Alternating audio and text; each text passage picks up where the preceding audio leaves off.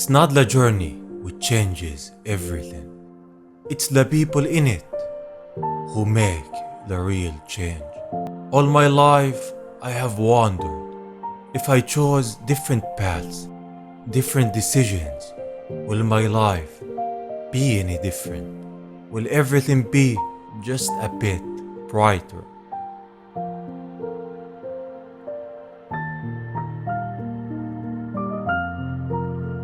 We never know how our lives will actually be if someone else lived them, because each person is different, and this alone will change everything.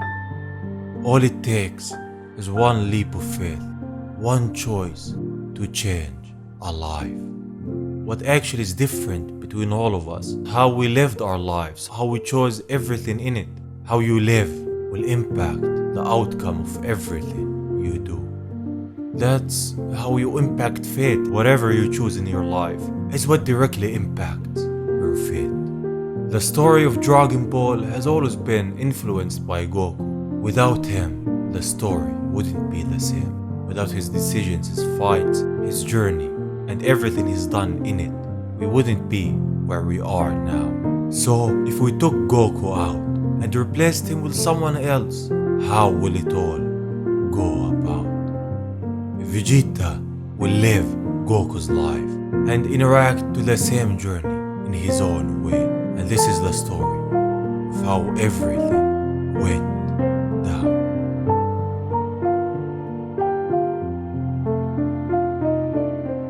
Here Vegeta and Bulma have already met, like how she and Goku met.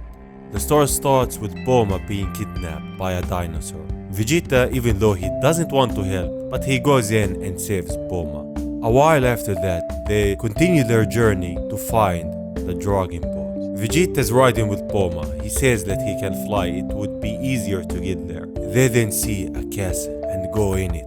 When both of them enter, they hear a voice. Then 3 fighters jump down. They want to take the Dragon Balls from them. So Vegeta, being the prideful Saiyan that he is, he will take care of them alone and easily. The 3 of them laugh. A kid won't be a match for us. But Vegeta powers up and knocks the 3 of them on the walls at once. Then fire beams at them, taking care of them all at once. Garlic himself jumps down. He transforms and punches Vegeta on the stomach. But nothing happens. He didn't even feel it. So Vegeta kicks him on the face really hard. He deflects a ki blast and starts pounding on him with ease until he punches him so hard he throws him out from the ceiling of the castle. Garlic knows that this kid isn't an earthling, so he uses his trump card. He opens up a dark hole to a different dimension.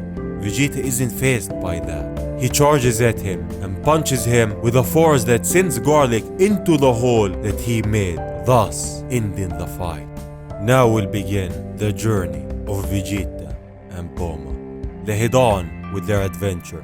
They are now in the desert. It's too hot to handle, but suddenly Vegeta spots soldiers from the Red Ribbon Army. Although Bulma tells him to not go, he doesn't care and flies towards them. When he gets there, he shows them the Dragon Ball. The soldiers try to take it from him, but he hits one of them with his tail, knocking him up.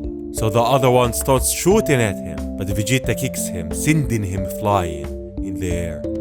The Red Ribbon Army calls for backup. All of them charge at him at once, but as fast as they ran is as fast as they were defeated by him. It wasn't even a challenge. Both Vegeta and Bulma, after defeating the Red Ribbon Army, enter their base. And there they find Android 8.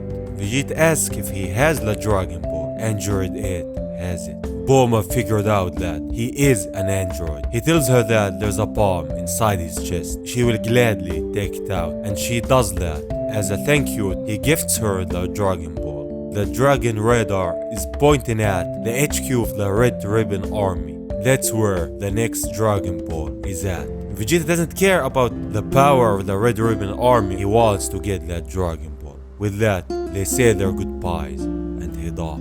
In the HQ, they figured out that the attackers were Bulma and Vegeta. They gather all of their soldiers. All of them are gathered in the HQ. They will attack them and to retrieve the Dragon Balls. Vegeta spots the HQ.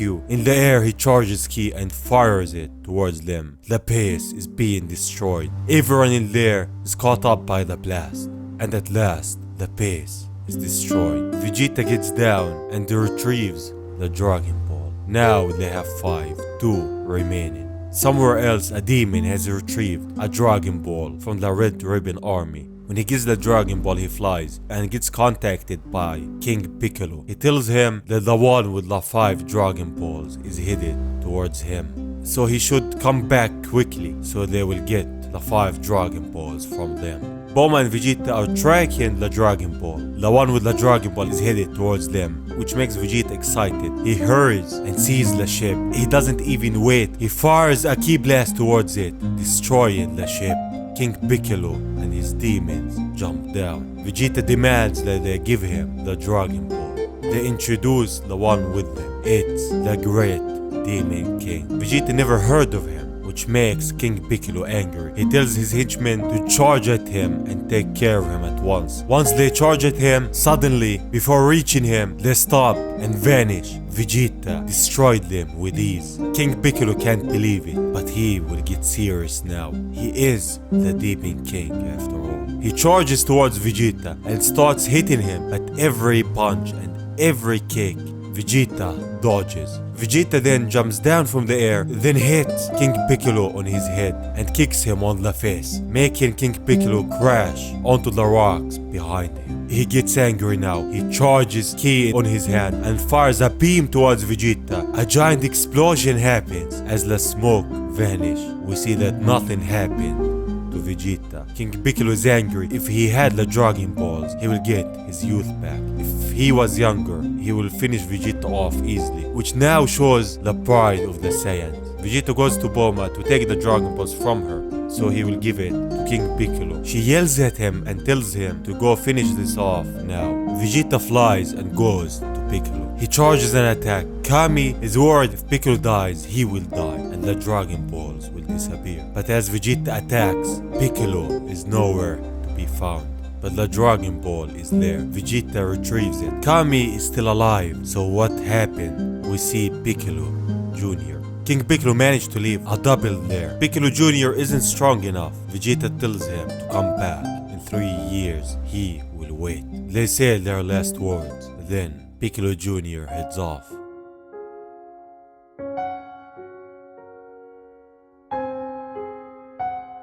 Now they have 6 Dragon Balls and 1 remaining. So how will this end? While going there, they encounter dragons. Vegeta is fighting them all at once and he even saves Bulma from them. But as he drops Bulma down, something clinches to his tail, making Vegeta fall down on the ground. He tells Bulma that his tail is his weakness. If someone squeezes it, he will lose all of his strength. Bulma tries to take that small dragon off of his tail, but she couldn't.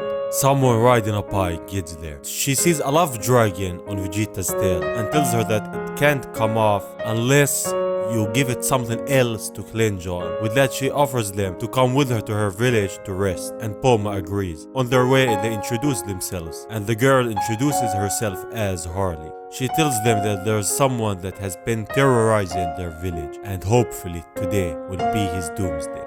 When they arrive to the village, she calls for the village chief. He comes out and starts talking to her. He tells her that martial artists have went to face Li Wu. He is the guy that's been terrorizing their village. As they're talking, the rabbit regime interrupts them. They start harassing them, but suddenly they hear a signal from Li Wu. Harley tells them that martial artists have started an attack against him, and he is now in a big trouble. With that, they run. Bulma asks who is this guy. Harley explains who he is. That he is an evil martial artist and is believed to be a part demon. Bulma then locates the last Dragon Ball. It's in the direction of the fight. Vegeta and Bulma go there. Then we get our first look of what's happening. Yamcha and Krillin are fighting them. They are with Master Roshi. Leo can't believe that his henchmen were so useless. He powers an attack and blows them all at once. Even Bulma and Vegeta could feel the explosion.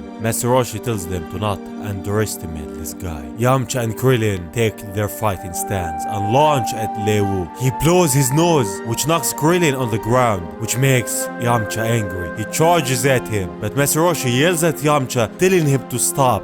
Leo blows a snort at Yamcha, which knocks him out. Now, Master Roshi will interfere. He takes his jacket off and powers up. Watching them are Harley, Bulma, and Vegeta. Master Roshi takes his fighting stand and charges at him. He's evading every attack from Master Roshi. Then he gives him a right hook, knocking Master Roshi back. But he doesn't give up. He uses the after image technique, then charges at him. But Leo kicks him, sending him back. Master Roshi is hurting, so he uses his last resort. He charges the Kamehameha and fires it towards him. He takes it head on, but nothing happens to him. Is this the famous Kamehameha? He takes his jacket off. Vegeta spots the last Dragon Ball. It's on his neck. Leo blows the wall on where Harley, Bulma, and Vegeta were hiding. He takes Bulma and Harley. A Dragon Ball fall down, which he spots. He takes Bulma's bag. It's full of the Dragon Balls, but there's still one. He sees it on Vegeta and takes it. Now he has 7 Dragon Balls. Vegeta, even though he is in his weak state, he stands up and demands him to give him the Dragon Ball. It was his grandfather, but Leo kicks him off and summons Shinra. He wishes to remove all of the human blood from himself and make him a full demon. Shinra grants his wish, thus making Leo a full demon. The Dragon Balls scatter once more. The Love Dragon spots Krillin's head and jumps from Vegeta's tail to his head. Now Vegeta is free. He flies and tells Leo he will make him bleed. Leo hits Vegeta on the face, but nothing happens. Vegeta tells him this is the first time that he doesn't wanna fight for fun. He just wants to break him. He charges at him and hits him really hard on the face, then punches him over and over on the stomach. Then he starts pounding on him over and over. Leo charges an attack and fires it at Vegeta. He takes it head on and flies at him, then punches him to the air. While he's in the air, Vegeta looks up at him. He charges a Kamehameha and fires it at him, which kills Leo. He just saw Master Roshi using the Kamehameha and he learned it that quick. Master Roshi goes and talks to Vegeta. He tells him that he is the one that found him and gave him to Gohan. Vegeta tells him that Gohan is now dead and Master Roshi offers him to go with him and train, which Vegeta agrees to. Bulma heads off. Vegeta can't wait. He asks Master Roshi where is his house. Then he flies off by himself. From that point on, Vegeta trained with Master Roshi and continued his life on Earth, thus concluding this manga. This was Dragon Ball Sai if Vegeta was sent to Earth instead of Goku. And this is it. This was the whole story, the story of Vegeta. I want to thank you all for watching and reaching this point. I really appreciate it. And if you want, you can subscribe and like and check the other videos out. It will really help me out a lot. Love you all, and this was EliZ. Thank you for watching, and I will see you on the next one. Bye bye.